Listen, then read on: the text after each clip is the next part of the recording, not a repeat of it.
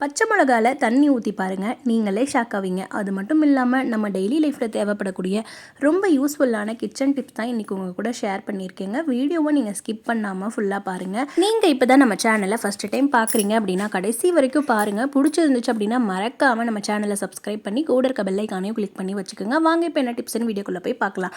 First tip வந்து நம்ம நல்லெண்ணெய் எல்லாம் வாங்கி ஸ்டோர் பண்ணுறோம் அப்படின்னா இதில் முக்கியமான இந்த ஒரு பொருள் மட்டும் சேர்த்து பாருங்கள். நல்லெண்ணெய் சிக்கு வடையெல்லாம் வராமல் ரொம்ப நாளைக்கு நம்ம எப்படி வாங்கினோமோ அதே மாதிரி இருக்கும்.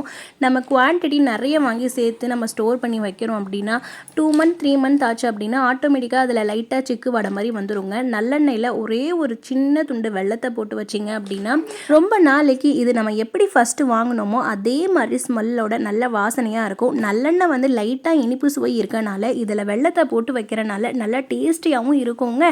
சிக்கு வடை வராமலே இருக்கும். நீங்களும் ட்ரை பண்ணி பாருங்கள். எல்லா எண்ணெய்க்குமே வந்து வெல்லம் சேர்க்கக்கூடாது. ஒவ்வொரு எண்ணெய்க்குமே வந்து ஒவ்வொரு விதமாக நம்ம ஸ்டோர் பண்ணி வைக்கலாம். நல்லெண்ணெய்க்கு நீங்கள் இந்த மாதிரி வந்து வெல்லம் போட்டு வச்சு ஸ்டோர் பண்ணிக்கலாம். இந்த மாதிரி நம்ம தேங்காய் எண்ணெயோ அல்லது கடலெண்ணெய் அல்லது நெய் இந்த மாதிரிலாம் வாங்கி ஸ்டோர் பண்ணுறோம் அப்படின்னா இதில் ஒரு 5-6 மிளகு போட்டு வச்சுட்டிங்க அப்படின்னா இதில் சிக்கு வாடை வராமல் இருக்கும். ரொம்ப சிம்பிளான ஐடியா. இந்த டிப் உங்களுக்கு ரொம்ப ஹெல்ப்ஃபுல்லாக இருக்கும். பிடிச்சிருந்துச்சு அப்படின்னா மறக்காமல் இந்த வீடியோக்கு ஒரு லைக் கொடுத்து நிறைய பேர் கூட ஷேர் பண்ணிக்கோங்க. அவங்களுக்குமே ரொம்ப ஹெல்ப்ஃபுல்லாக இருக்கும். நெக்ஸ்ட் டிப் வந்து நம்ம எல்லார் வீட்லேயுமே வந்து இந்த பல்லி வந்து எல்லா இடங்களிலையும் வந்து அதிகமாக இருக்கும். இந்த பல்லி வராமல் இருக்கணும் அப்படின்னா ஒரே ஒரு பச்சை மிளகாய் மட்டும் இருந்தால் போதுங்க. நம்ம வீட்டில் எவ்வளோ பள்ளியாக இருந்தாலும் காணாமல் போயிடும். ஃபஸ்ட்டு பச்சை மிளகாவை நான் கீறி விடுற மாதிரி லைட்டாக மேலே மட்டும் கீறி விட்டுருங்க. ஃபுல்லாக 2 பக்கம் கீறுற மாதிரி கீறக்கூடாது. மேலே இந்த மாதிரி லைட்டாக கீறி விட்டுறணும். இந்த மாதிரி கீறி விட்டுட்டு இதில் முக்கியமான ஒரு பொருள் வைக்க போகிறோங்க. கண்டிப்பாக ஒரு முறை ட்ரை பண்ணி பாருங்கள். நீங்களே அசந்து போவீங்க. இந்த மாதிரி லைட்டாக கீறி விட்டதுக்கப்புறம் இந்த பச்சை மிளகாய்க்குள்ளே வைக்கிற அளவு 2-3 பூண்டை நல்லா நம்ம நைஸாக தட்டி எடுத்துக்கலாங்க. ரொம்ப சிம்பிளான ஐடியா தான். நான் வந்து குட்டியாக 2 சைஸ் அளவுக்கு பூண்டு எடுத்திருக்கேன். உங்களுக்கு தேவைப்பட்டுச்சு அப்படின்னா ஒரே ஒரு பூண்டை கூட நீங்கள் நல்லா தட்டி எடுத்துக்கலாம். இந்த மாதிரி 2 பூண்டை தட்டி இந்த மாதிரி உள்ளே வச்சு விட்டுருங்க. ரொம்ப ரொம்ப ஹெல்ப்ஃபுல்லாக இருக்கும். பல்லி வந்து தலை தெரிச்சு ஓடும். அந்த அளவுக்கு இது பவர்ஃபுல்லாக இருக்குங்க. இந்த மாதிரி பூண்டை தட்டி உள்ளே எந்த அளவுக்கு பூண்டு பிடிக்குமோ அந்த அளவுக்கு 2-3 பூண்டை நல்லா தட்டி இந்த மாதிரி உள்ளே வச்சுருங்க. இந்த மாதிரி வச்சுட்டு ஒரு கிண்ணமோ அல்லது வேஸ்ட்டான ஒரு பிளாஸ்டிக் பவுல் எடுத்து அதில் வந்து பச்சை மிளகாவை இந்த மாதிரி நம்ம கட் பண்ணி நீல வாக்கில் பூண்டு வச்சோம்ல அது மேலே இருக்கிற மாதிரி வச்சு தண்ணியை ஊற்றி விட்டுருங்க. நார்மலான தண்ணி ஊற்றி இது நைட்டு ஃபுல்லாக ஒரே இடத்துல அப்படியே ஊற வச்சுருங்க. இந்த நெடிக்கு கண்டிப்பாக நமக்கு வந்து பல்லி வரவே வராதுங்க. இந்த மாதிரி வச்சு உங்களுக்கு எந்த இடத்துல வந்து பல்லி தொல்லை பண்ணுதோ அந்த இடத்துல இந்த மாதிரி வச்சு விட்டுட்டீங்க அப்படின்னா கண்டிப்பாக பல்லி வராது. இது 2 நாள் கழிச்சு இந்த தண்ணி எடுத்து ஒரு ஸ்ப்ரே பாட்டிலில் போட்டு எந்த இடத்துல செவுத்துல பல்லி வருதோ அந்த இடத்துல நீங்கள் ஸ்ப்ரே பண்ணி கூட யூஸ் பண்ணிக்கலாம். ரொம்ப சிம்பிளான டிப்பு. ட்ரை பண்ணி பாருங்கள். நெக்ஸ்ட் டிப் வந்து நான் வந்து இந்த மாதிரி ஒரு ரேஷன் கடை பருப்பில் தான் வந்து கொட்டாங்குச்சி போட்டு வச்சுருந்தேன். மேக்ஸிமம் ரேஷன் கடை பருப்பு வாங்கி வச்சோம் அப்படின்னாலே கண்டிப்பாக அதில் வந்து ஒரு 10 நாள் ஆச்சுனாலே வந்து வண்டு விழுக ஆரம்பிச்சிருது. அதுக்காக ஒரே ஒரு கொட்டாங்குச்சி தாங்க போட்டு வச்சேன். ஒரு 6-7 மாதம் ஆச்சு இந்த பருப்பு வாங்கி ஸ்டோர் பண்ணி. ஒரு துளி கூட இதில் வந்து நமக்கு வண்டு புழு பூச்சி எதுவுமே வரல.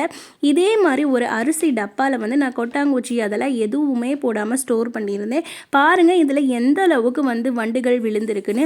நீங்கள் எந்த ஒரு அரிசியோ அல்லது பருப்போ ஸ்டோர் பண்ணுறீங்க அப்படின்னா கண்டிப்பாக அதில் கொட்டாங்குச்சி போட்டு வச்சு பாருங்கள். உங்களுக்கு இந்த அரிசியில் வண்டு புழு பூச்சியெல்லாம் வராது. இது நான் எதுக்காக காட்டுறேன் அப்படின்னா கொட்டாங்குச்சியில் அவ்வளோ எஃபெக்ட் இருக்குங்க. ஈரத்தன்மையை அந்த கொட்டாங்குச்சி நல்லா அப்சர்வ் பண்ணிக்கும். அதனால் அதில் வண்டு புழு பூச்சி எல்லாம் வராது. தேங்காய் ஓடு போட்டு வச்சுருந்த பருப்பு 6 மாதமாக ஸ்டோர் பண்ணி இதில் கொஞ்சம் கூட வந்து வண்டு புழு பூச்சியெல்லாம் வரலைங்க. போடாத அரிசியை வந்து நான் காமிக்கணுங்கிறதுக்காக அரிசியில் கொட்டாங்குச்சி போடாமல் வச்சுருந்தேன் தேங்காய் ஓட. அதில் எவ்வளோ வண்டு வந்திருக்குன்னு நீங்களே பாருங்கள். இது ரொம்ப ஹெல்ப்ஃபுல்லாக இருக்கும். நீங்கள் அரிசி பருப்பு ரவை எந்த ஒரு வகையான பருப்பு வாங்கி ஸ்டோர் பண்ணாலும் நல்ல பெரிய சைஸாக ஒரு கொட்டாங்குச்சி போட்டு வச்சு பாருங்கள். கண்டிப்பாக அதில் வண்டு புழு பூச்சி எதுவுமே பிடிக்காது. இந்த மாதிரி நீங்கள் மாவு ஐட்டத்துலேயும் வந்து நீங்கள் கொட்டாங்குச்சி போட்டு வைக்கலாம். இது ரொம்ப ஹெல்ப்ஃபுல்லாக இருக்கும். நீங்களும் ட்ரை பண்ணி பாருங்கள். இந்த டிப் உங்களுக்கு பிடிச்சிருந்துச்சு அப்படின்னா மறக்காமல் இந்த வீடியோக்கு ஒரு லைக் கொடுங்க. நெக்ஸ்ட் டிப் வந்து நம்ம எல்லாருக்குமே மருதாணி பிடிக்கும். மருதாணி வச்ச உடனே நல்லா செவக்கணும் அப்படின்னா நான் சேர்க்குற 2 பொருள் சேர்த்து பாருங்கள். உங்களுக்கு ரொம்ப குளிர்ச்சியுமே ஆகாதுங்க, சளியுமே பிடிக்காது. ரொம்ப ரொம்ப சிம்பிளான ஐடியா தான். நம்ம மருதாணியில் எப்போவுமே வந்து புளி வச்சு அரைப்போம். இந்த ஒரு பொருள் கூட சேர்த்து அரைச்சிங்க அப்படின்னா கண்டிப்பாக உங்களுக்கு வந்து மருதாணி நல்லா செவேல்னு செவக்குங்க. உங்களுக்கு கோல்டுமே பிடிக்காது. ஒரு சின்ன நெல்லிக்காய் சைஸ் அளவுக்கு புளி கொட்டைகள் இல்லாமல் சேர்த்துட்டு ஒரு 2-3 கிராம்பை மட்டும் சேர்த்து நீங்கள் இந்த மருதாணியில் வச்சு அரைச்சிங்க அப்படின்னா உங்களுக்கு கோல்டுமே பிடிக்காதுங்க. மருதாணியும் வந்து ரொம்ப நேரம் வைக்கக்கூட தேவையில்லை, ஒரு 2 மணி நேரத்துலேயே வந்து நல்லா செவக்கும். இந்த மாதிரி மருதாணி அரைச்ச உடனே நீங்கள் உடனே கையில் எடுத்து வச்சிடக்கூடாதுங்க. மிக்சியோட ஹீட்டே வந்து அந்த மருதாணியில் இருக்கும். அதனால் ஒரு 1/2 hour நல்லா கூல் பண்ண விட்டுட்டு அதுக்கப்புறம் நீங்கள் மருதாணி கையில் வச்சு பாருங்கள். நல்ல மருதாணி சிகப்பாக பிடிச்சிருக்கும். எல்லாருக்குமே மருதாணி பிடிக்கும். கோல்டு பிடிக்கும்னு சொல்லிட்டு நிறைய பேர் இந்த பனிக்காலம் மழை காலத்தில் வந்து இந்த மருதாணி வைக்க மாட்டாங்க.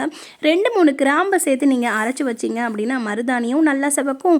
குழந்தைங்களுக்கு வச்சு விட்டாலும் சரி, பெரியவங்க வச்சாலும் சரி, சளி இருமல் இந்த மாதிரி காய்ச்சல்லாம் எதுவுமே வராது. ரொம்ப குளிர்ச்சியும் கூட தராது. இந்த டிப் உங்களுக்கு ரொம்ப ஹெல்ப்ஃபுல்லாக இருக்கும். கிராம்பு சேர்க்குறனால மருதாணி நல்லா செகப்பாகவும் செவக்கும். இப்போ நான் கையில் அப்ளை பண்ணி ஒரு 3 மணி நேரம் வச்சுட்டேங்க.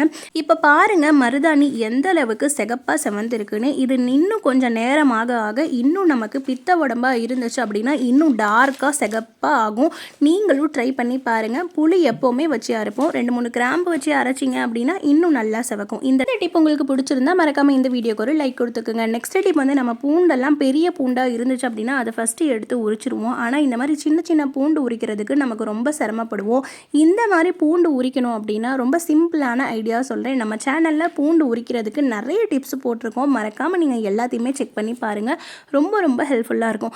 இன்றைக்கி ரொம்ப ஈஸியாக ஒரு 2 நிமிஷத்தில் ஒரு 3 கட்டி 4 கட்டி பூண்டு உரிக்கணும் அப்படின்னா இந்த மெத்தடை நீங்கள் ட்ரை பண்ணி பாருங்கள். ஃபஸ்ட்டு பூண்டு எல்லாத்தையுமே தோள்கள் எல்லாம் இல்லாத மாதிரி இந்த மாதிரி தனித்தனியாக உதுத்து எடுத்துக்கோங்க. உதுத்து எடுத்த பூண்டை இந்த மாதிரி ஒரு கடாய் வச்சுக்கோங்க. கடாயில் ஒரு 2 டேபிள் ஸ்பூன் அளவுக்கு தூளுப்பு சேர்த்துக்கோங்க. தூளுப்பு சேர்த்துட்டு கொஞ்சம் லைட்டாக ஹீட் ஆனதுமே நம்ம எடுத்து வச்சுருக்க பூண்டையும் சேர்த்து லைட்டாக சிம்லேயே வச்சு 1 நிமிஷம் வறுத்தா மட்டும் போதுங்க. பூண்டு அழகாக உரிக்க வரும். ரொம்ப சிம்பிளான ஐடியா. பனிக்காலம் மழை காலத்தில் பூண்டு ரொம்ப ஈரமாக இருக்கும், உரிக்கிறதுக்கே நம்ம ரொம்ப சிரமப்படுவோம். இந்த மாதிரி டைமில் லைட்டாக வந்து இந்த மாதிரி நீங்கள் வறுத்து எடுக்கும்போது பூண்டுடைய தோல் வந்து நல்லா அழகாக உரிக்க வரும். இந்த பூண்டுடைய கலர் சேஞ்ச் ஆயிடுச்சு அப்படின்னா உடனே கண்டிப்பாக அடுப்பை ஆஃப் பண்ணிவிட்டு நீங்கள் பூண்டை வந்து எடுத்துருங்க. ரொம்ப நேரம் நம்ம பூண்டை வதக்கிக்கிட்டே இருந்தோம் அப்படின்னா பூண்டில் இருக்க காரத்தன்மையெல்லாம் போயிடும். லைட்டாக பூண்டில் ஹீட் ஆனால் மட்டும் போதும். இந்த மாதிரி செய்கிறனால பூண்டில் வந்து ரொம்ப ஈரம் இருக்கிற பூண்டெல்லாம் வந்து அழகாக ஈஸியாக உரிக்க வரும். பாருங்கள் எந்த அளவுக்கு அழகாக ஈஸியாக உரிக்க வருதுன்னு.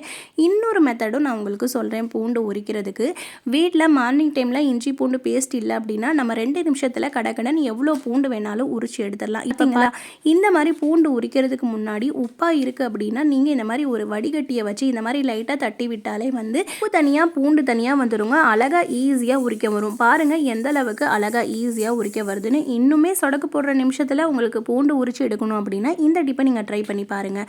ஒரே ஒரு டவல் எடுத்துக்கோங்க. அந்த டவலை நல்லா விரித்து வச்சுட்டு நம்ம வந்து சூடு பண்ணி வச்ச பூண்டை போட்டு நல்லா நம்ம துணியெல்லாம் எப்படி தேய்ச்சி துவைப்போமோ அந்த மாதிரி லைட்டாக அந்த மாதிரி வச்சு நல்லா தேய்ச்சி விட்டாலே பூண்டுடைய தோல் தனியாக பூண்டு தனியாக அழகாக பிரிஞ்சு வரும். நல்லா வச்சு 2-3 டைம் நீங்கள் துணி துவைக்கிற மாதிரி வச்சு நல்லா அமுத்தி தேய்ச்சி விட்டாலே வந்து அழகாக தோல் உரிக்க வரும். ரொம்ப சிம்பிளான ஐடியா. பாருங்கள் எந்த அளவுக்கு அழகாக ஈஸியாக உரிக்க வருதுன்னு.